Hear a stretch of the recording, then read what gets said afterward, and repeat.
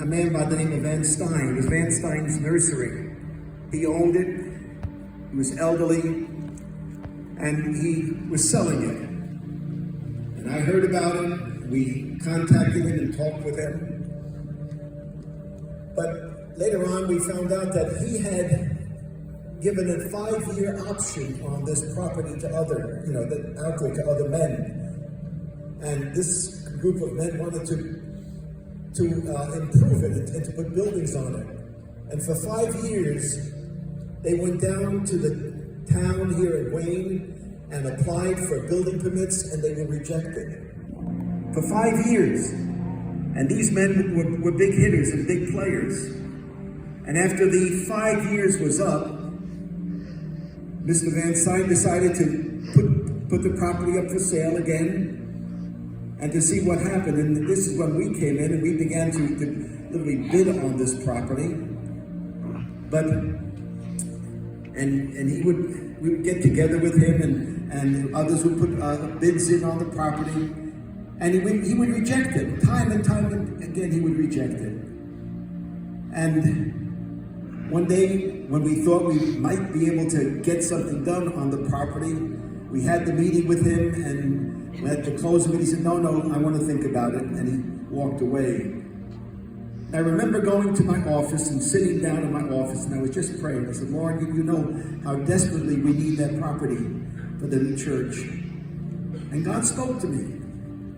And God told me to go to visit him one more time. And then God called me, and Fred, stand up over there. Fred had that. God told me, he said, and I called Fred had that. He was one of the men on the building committee. And I said, Fred, I'm going to go talk to the Van Stein again. Will you come with me? And then I believe God spoke through Fred. And Fred said, yeah, Pastor, but cut a check for $100,000. He signed it, I didn't. And we cut a check. Our check writer wouldn't even go that high. It went $999,999.99. All nines.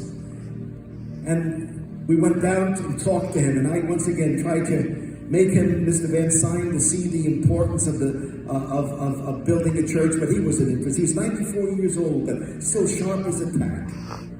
A sharp businessman. He wasn't interested. And after a while, when we had talked for a few moments, I slid forward in my seat and I looked him in the face. I said, and this was the Lord speaking. This was not me. I looked at him and the Lord spoke to me and said, Mr. Van Stein, we'll give you $1.2 million cash money and we'll close in 30 days. He stopped, he looked at me, and he repeated what I said.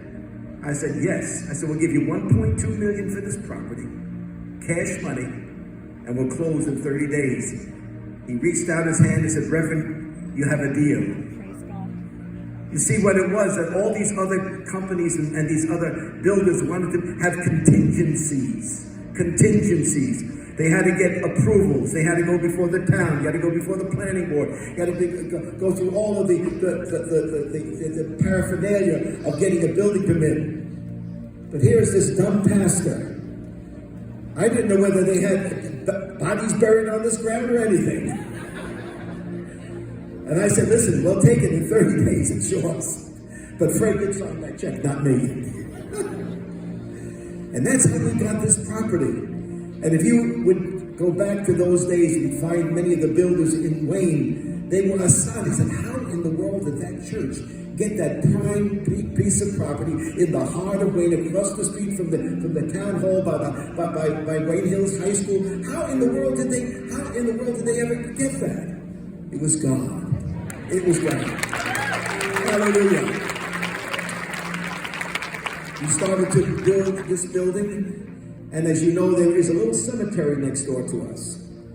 And the office park on the other side of us had run a sewer line along the back of the property. And when they did that, they disturbed the graves that were buried there, over a 100-year-old cemetery. And somebody found the bones, the human remains, and so the police came. And the police said, Reverend, you're going to have to stop building. But they put a stop order on the project. We couldn't build the church. And so I went down to Patterson to the county officials and spoke with them. And they said, well, he said, the only thing we can do, if you can find the people that own that property and whose relatives they are, and they sign off, we'll take the stop order off of building your church. And I said, that church, that somebody's over 100 years old. Those people are long since gone. How can I find anyone that that would be able to do that? And he said, that's your problem, Reverend. So once again, that following Sunday, I stood at the pulpit and I announced that to the folk. I said, this is what the problem is. They found human remains and so forth and so on. We need to pray because we need to find the people that are relatives of those people that are buried in that cemetery. And we had prayer. At the end of the service, one of our ladies walks up to me and says, Pastor, that's my family's cemetery. Those are my relatives there. I'll write you a letter. Come on, give the Lord a clap. Amen. And the miracles go on and on and on. You're sitting in a miracle this morning. And we know that God has great things for Calvary Temple, far beyond our imagination, far beyond what we can understand, because we have a God that's so good. Come on, give him praise in his house. Amen. He's a faithful God. I'm going to invite to the platform today the staff and the advisory board as they come. And as they're coming today and as we celebrate this momentous occasion, did you know that this year Calvary Temple is 55 years old to the glory of God? And how awesome that today we can celebrate the goodness of God and the fact that we are celebrating 55 years and we are now debt free. And so here's what we're going to do this morning. Amen. I have right here some paperwork. And we're about to light these things on fire. Yeah. I'm told that we have a fire extinguisher nearby. But if you all want to take a moment and just kind of breathe out a little prayer before the Lord, we'll take that as well. But Pastor Fogel, I'm going to ask you to take the lighter, if you will. I'll hold the papers. And if you would, light the bottom up here. And we're going to burn this paperwork because Calvary Temple is debt free. Yay!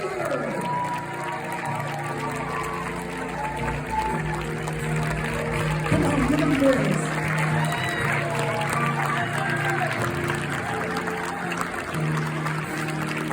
Here's what I'm going to ask too. We have the final check right here on the platform this morning.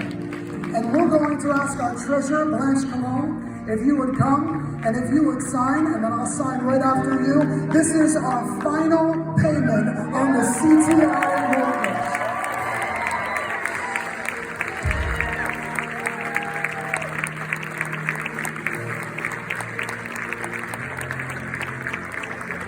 It is finished. Yeah.